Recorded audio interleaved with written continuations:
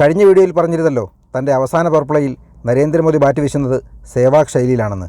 പാകിസ്ഥാനെക്കുറിച്ച് ഇപ്പോൾ സംസാരിക്കാൻ പോലും ആഗ്രഹിക്കാത്ത നരേന്ദ്രമോദിയുടെ ലക്ഷ്യം ഇന്ത്യയെ തളയ്ക്കാൻ ശ്രമിക്കുന്ന ചൈന തന്നെയാണ്.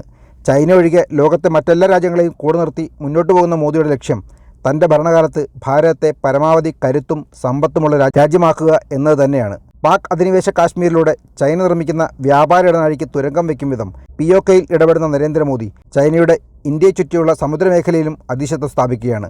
ഇന്ത്യയ്ക്ക് ചുറ്റുമുള്ള സമുദ്രാതിർത്തിയിൽ മ്യാൻമാർ തുറമുഖത്തിലും ശ്രീലങ്കയിലെ ഹമ്പൻതോട്ട തുറമുഖത്തിലും ചൈന പിടിമുറുക്കാൻ ശ്രമിക്കുമ്പോൾ ചൈനയെ സഹായിക്കുന്നത് ഇന്ത്യയിലെ പ്രതിപക്ഷ മുന്നണി നയിക്കുന്ന കോൺഗ്രസ് തന്നെയാണ്. നിലവിൽ മുംബൈ ജവഹർലാൽ നെഹ്റു തുറമുഖവും ഗുജറാത്തിലെ മുന്ദ്ര പോർട്ടുമാണ് ഇന്ത്യയിലെ ഭൂരിഭാഗം കണ്ടെയ്നർ ചരക്ക് നീക്കവും നടത്തുന്നത്. അവിടേക്കാണ് കേരളത്തിൻ്റെ സ്വന്തം വിഴിഞ്ഞം തുറമുഖ പദ്ധതിയുമായി നരേന്ദ്രമോദി തൻ്റെ രണ്ടാം ടൈമിൽ കുതിച്ചെത്തിയത്. കൂടാതെ ലക്ഷദ്വീപിലും കർണാടകയിലെ കാർവാർ തുറമുഖത്തിലും ശക്തമായ നാവികത്താവളവും ഒരുക്കുന്ന മോദി മൂന്നാം ടൈമിൽ മഹാരാഷ്ട്രയിൽ രാജ്യത്തെ ഏറ്റവും വലിയ ചരക്ക് നീക്കത്തിനുള്ള തുറമുഖ നിർമ്മാണത്തിന് പച്ചക്കൊടി വീശിക്കഴിഞ്ഞു. 75,000 കോടി രൂപ മുടക്കി മഹാരാഷ്ട്രയിലെ പാൽഘർ ജില്ലയിൽ മോദി ഗവൺമെൻറ് നിർമ്മിക്കാൻ പോകുന്ന പുതിയ തുറമുഖമാണ് വാധവൻ പോർട്ട്. 1995 തന്നെ ഭാരതം ഈ തുറമുഖത്തിൻ്റെ നിർമ്മാണ പദ്ധതി തയ്യാറാക്കിയതാണ്. എന്നാൽ ഇന്ത്യയിലുള്ള പരിസ്ഥിതി ആക്ടിവിസ്റ്റുകളെയും രാഷ്ട്രീയ പാർട്ടികളെയും ഉപയോഗിച്ച് ജനങ്ങളെ മുന്നിൽ നിർത്തി ആ പദ്ധതി നിർത്തിവെപ്പിക്കാൻ ചൈനയ്ക്ക് കഴിഞ്ഞു. പിന്നീട് വാജ്പേയിയും അതിന് ശ്രമിച്ചെങ്കിലും വിജയിച്ചില്ല. എന്നാൽ ദീർഘവീക്ഷണത്തോടെ പദ്ധതികൾ തയ്യാറാക്കി നരേന്ദ്രമോദി ആ മേഖലയിലെ കർഷകരുടെയും മത്സ്യത്തൊഴിലാളികളുടെയും ആവശ്യങ്ങൾ പരിഹരിച്ചു. എല്ലാ അപ്രൂവലും നേടി തുറമുഖത്തിൻ്റെ നിർമ്മാണം തുടങ്ങാനുള്ള തീരുമാനമാണ് തൻ്റെ തീസര ടൈമിൽ ആദ്യം തന്നെ നരേന്ദ്രമോദി ചെയ്തിരിക്കുന്നത്. വലിയ ചരക്ക് കപ്പലുകൾ അടുക്കുന്നതിന് 20 മീറ്റർ ആഴം വേണ്ടിവരുന്നതുകൊണ്ട് 15-16 മീറ്റർ മാത്രം ആഴമുള്ള മുംബൈ JNPT, ഗുജറാത്ത് മുന്ദ്ര എന്നീ തുറമുഖങ്ങൾക്ക് കൈകാര്യം ചെയ്യാൻ കഴിയാത്ത വലിയ ചരക്ക് കപ്പലുകൾ കൂടി കൈകാര്യം ചെയ്യും വിധം 22 മീറ്റർ ആഴമുള്ള രാജ്യത്തെ തന്നെ ഏറ്റവും വലിയ കണ്ടെയ്നർ പോർട്ടാണ് നരേന്ദ്രമോദി വാധവനിൽ ഒരുക്കുന്നത്.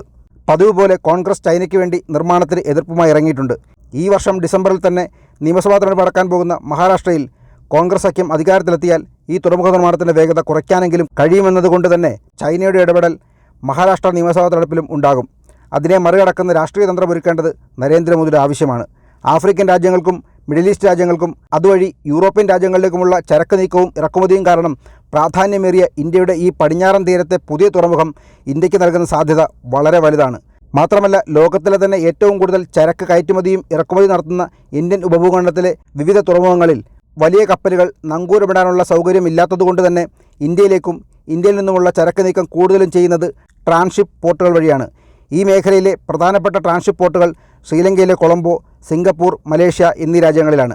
ഇന്ത്യയിൽ നിന്നുമുള്ള ചരക്ക് നീക്കത്തിൻ്റെ 76% ഇങ്ങനെ ട്രാൻസ്ഷിപ്പ് പോർട്ടുകൾ വഴി കൈകാര്യം ചെയ്യുന്നതുകൊണ്ട് മാത്രം ഇന്ത്യയുടെ തുറമുഖങ്ങളുടെ നഷ്ടം ഒരു വർഷം 15,000 കോടി മുതൽ 20,000 കോടി രൂപ വരെയാണ്.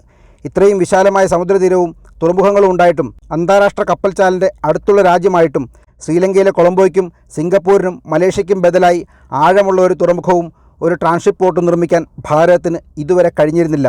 ഈ സാധ്യത യഥാവിധി ഉപയോഗപ്പെടുത്താൻ കഴിഞ്ഞിരുന്നെങ്കിൽ മറ്റു രാജ്യങ്ങളുടെ ചരക്ക് നീക്കത്തിൻ്റെ സിംഹഭാഗവും ഭാരതത്തിൻ്റെ നിയന്ത്രണത്തിൽ വരികയും വലിയ വരുമാന വർധന ഉണ്ടാക്കാൻ ഭാരതത്തിന് കഴിയുകയും ചെയ്യുമായിരുന്നു. അത്തരമൊരു തുറമുഖത്തിനും ട്രാൻസ്ഷിപ്പ് പോർട്ടിനും ഇന്ത്യയിൽ സാധ്യതയുണ്ടായിരുന്നു എന്ന് ചോദിച്ചാൽ പണ്ടേ ചെയ്യാൻ കഴിയുമായിരുന്നു എന്നതിൻ്റെ ഉത്തരമാണ് 1980-കൾ മുതൽ നമ്മൾ നടപ്പിലാക്കാൻ ശ്രമിക്കുന്ന കേരളത്തിൻ്റെ സ്വന്തം വിഴിഞ്ഞം തുറമുഖവും ആൻഡമാൻ നിക്കോബാറിൻ്റെ ഭാഗമായ നിക്കോബാർ ദ്വീപുകളും. എന്നാൽ പദ്ധതിയെക്കുറിച്ച് ചിന്തിക്കാനുള്ള പണം പോലും ഇല്ലാത്ത ഭാരതം ഇനി ചിന്തിച്ച് നടപ്പിലാക്കാൻ ഏതെങ്കിലും ഗവൺമെൻറ് തീരുമാനിച്ചാൽ അതിനെ തടയാൻ ശ്രമിക്കുന്ന ചൈനയും കാരണം എല്ലാം സ്വപ്നം മാത്രമായി അവശേഷിച്ചു. എന്നാൽ മോദി ഭാരതം ഓരോന്നോരോന്നായി ഭാരതത്തിൻ്റെ സ്വപ്നങ്ങൾ സഫലമാക്കുകയാണ്. ലോകത്തിലെ എത്ര വലിയ കപ്പലിനും നങ്കൂരമിടാൻ കഴിയും വിധം സ്വാഭാവിക ആഴമുള്ള വിഴിഞ്ഞം അതിൻ്റെ നിർമ്മാണത്തിൻ്റെ പ്രധാന ഘട്ടം പൂർത്തിയാക്കി കഴിഞ്ഞു. ഇനി വേണ്ടത് ട്രാൻസ്ഷിപ്പ് കൈകാര്യം ചെയ്യാൻ കഴിയുന്ന ഒരു ട്രാൻസ്ഷിപ്പ് പോർട്ടാണ്. അതിനും മൂന്നാം മോദി സർക്കാർ തുനിഞ്ഞിറങ്ങുകയാണ്. അതെ, ആൻഡമാൻ നിക്കോബാർ ദ്വീപ് സമൂഹത്തിൻ്റെ കിഴക്കേ അറ്റവും ഭാരതത്തിൻ്റെ തെക്ക് കിഴക്കൻ പോയിൻറ്റുമായ ഇന്ദിര പോയിൻ്റ് എന്നറിയപ്പെടുന്ന മേഖല പൂർണ്ണമായി വികസിപ്പിക്കാനുള്ള ദ ഗ്രേറ്റ് നിക്കോബാർ പ്രോജക്റ്റ് 75,000 കോടി രൂപ മുടക്കി നരേന്ദ്രമോദി ഗവൺമെൻറ് നിർമ്മിക്കാൻ പോകുന്നുവെന്ന ശുഭവാർത്തയാണ് മൂന്നാം ടൈമിൽ വരുന്നത്. തൻ്റെ രണ്ടാം ടൈമിൻ്റെ തുടക്കത്തിൽ തന്നെ 2020-ൽ മോദി അതിനുള്ള പദ്ധതി പ്രഖ്യാപിക്കുകയും അതിൻ്റെ പ്രാരംഭ നടപടികൾ തുടങ്ങുകയും ചെയ്തിരുന്നു. പിന്നീട് കോവിഡ് മഹാമാരി പല വികസന പ്രവർത്തനങ്ങളെയും മന്ദീഭവിപ്പിച്ചുവെങ്കിലും ആദ്യഘട്ടമായി ഗ്രേറ്റ് നിക്കോബാറിനെ ഭാരതവുമായി എല്ലാ അർത്ഥത്തിലും കണക്ട് ചെയ്യാനുള്ള പ്രവർത്തനത്തിൻ്റെ ഭാഗമായി ചെന്നൈയിൽ നിന്നും ആൻഡമാൻ നിക്കോബാർ ദ്വീപുകളിലേക്ക് കടലിലൂടെ ഒപ്റ്റിക്കൽ ഫൈബർ കേബിൾ വഴി 4G സേവനം എത്തിച്ചിരുന്നു. നേരത്തെ കൊച്ചിയിൽ നിന്ന് ലക്ഷദ്വീപിലേക്കും ഇതേ പദ്ധതി പൂർത്തീകരിച്ച് ഉദ്ഘാടനം ചെയ്തത് നിങ്ങൾക്ക് ഓർമ്മയുണ്ടാകുമല്ലോ. ആൻഡമാൻ നിക്കോബാർ ദ്വീപ് സമൂഹങ്ങളിൽ ആകെയുള്ളത് 2-3 ഗോത്രവർഗത്തിൽപ്പെട്ട ഏതാണ്ട് 8,000 മുതൽ 9,000 മനുഷ്യർ മാത്രമാണ്. അവിടെയും ചൈനയ്ക്ക് വേണ്ടി പരിസ്ഥിതിവാദികളുടെ എതിർപ്പുകൾ ഉണ്ടായിരുന്നു. എന്നാൽ നരേന്ദ്രമോദി ഗവൺമെൻറ് 2022 ദ്വീപിലേക്ക് ഉദ്യോഗസ്ഥരെ അയച്ച് ദ്വീപ് നിവാസികളെ കേട്ട് അവരുടെ ആവശ്യങ്ങൾ പരിഗണിച്ച് പരിഹരിച്ചതായാണ് വിവിധ മന്ത്രാലയങ്ങളുടെ റിപ്പോർട്ടുകളിൽ നിന്ന് മനസ്സിലാകുന്ന വിവരം. ആ റിപ്പോർട്ടുകളുടെ അടിസ്ഥാനത്തിൽ നീതി ആയോഗിന് കീഴിൽ ഭാരതം തയ്യാറാക്കിയ പുതിയ പദ്ധതിയാണ് the great Nicobar project. Nicobar ദ്വീപുകളെ വിഴിഞ്ഞം തുറമുഖത്തോട് ബന്ധപ്പെടുത്തി നിർമ്മിക്കുന്ന രാജ്യത്തെ ഏറ്റവും വലിയ ട്രാൻസ്ഷിപ്പ് പോർട്ടാണ് അതിൽ ഏറ്റവും പ്രധാനം. അതിനോടൊപ്പം ആൻഡമാനിൽ ടൂറിസം പ്രോത്സാഹിപ്പിക്കാൻ മോദി സർക്കാർ നിർമ്മിച്ച വീര സവർക്കർ അന്താരാഷ്ട്ര വിമാനത്താവളം കൂടാതെ നിക്കോബാറിൽ പുതിയൊരു ഗ്രീൻഫീൽഡ് വിമാനത്താവളവും ഈ പ്രോജക്റ്റിൻ്റെ ഭാഗമാണ്. അതുകൂടാതെ ഈ മേഖലയിലേക്ക് ഊർജ്ജ സ്വയം പര്യാപ്തതയ്ക്ക് വേണ്ടി വിശാലമായൊരു ഗ്യാസ്, ഡീസൽ, സോളാർ പവർ പ്ലാന്റും ഇതേ പ്രോജക്റ്റിൻ്റെ ഭാഗമായി ഭാരതം നിർമ്മിക്കുന്നുണ്ട്.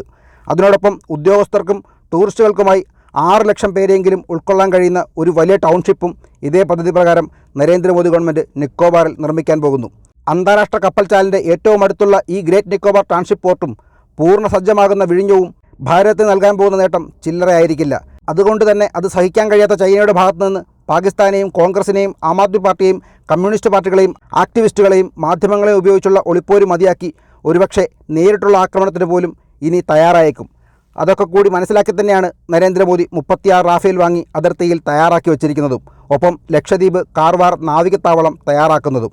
ഗ്രേറ്റ് നിക്കോബാർ പ്രോജക്റ്റ് 8,000 ആദിവാസികളുടെ ജീവിതത്തെ ബാധിക്കും, സമുദ്രജീവികളുടെ ആവാസ വ്യവസ്ഥയെ ബാധിക്കും എന്നൊക്കെയുള്ള ആരോപണങ്ങളുമായി ചൈനയുടെ സ്വന്തം കോൺഗ്രസും രാഹുൽ ഗാന്ധിയും ഈ പദ്ധതിക്കെതിരെ മുറുമുറുപ്പും സമരവുമായി വന്നു കഴിഞ്ഞു.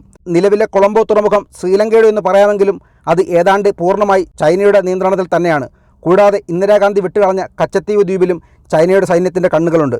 നരേന്ദ്രമോദിയുടെ ഈ ഗ്രേറ്റ് നിക്കോബാർ പ്രോജക്റ്റ് വെറും ട്രാൻസ്ഷിപ്പ് തുറമുഖം മാത്രമല്ല, ചൈനയുടെ കപ്പലുകളെ, നീക്കങ്ങളെ നിരന്തരം വീക്ഷിക്കുന്ന ഒരു നാവികത്താവളം കൂടിയായിരിക്കും.